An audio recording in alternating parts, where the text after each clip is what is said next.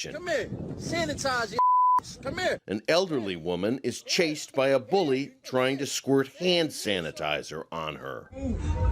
Harassment and assaults against Asian Americans are up sharply.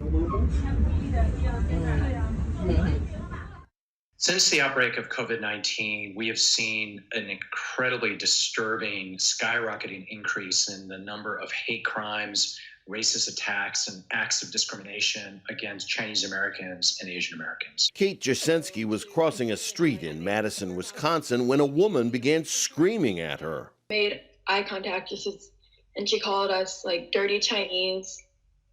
She said, "Go back to your effing country." There are a lot of other people there who are watching the situation, and nobody did anything. Professor Russell Jung helped set up a database tracking hate incidents. Maybe 75% are name-calling harassments where people are just yelled at and saying, get out of here, you have the coronavirus, to about 15% are actual physical assaults.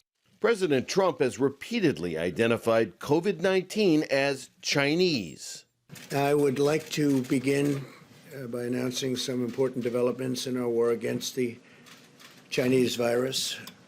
Asian American community leaders say Trump is whipping up hate. And you can see it in our reporting center when he makes a statement about the Chinese virus. Immediately after, there's an uptick of anger and discrimination against Asian Americans. Racist attacks and pestilence are linked in history.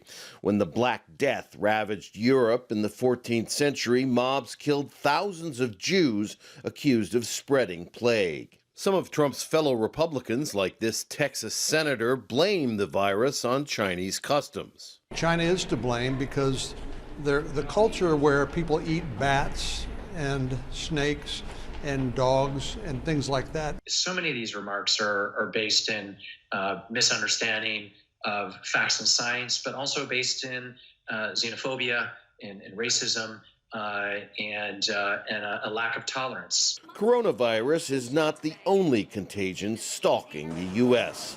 The virus of hate is running rampant, too. Rob Reynolds, Al Jazeera, Los Angeles.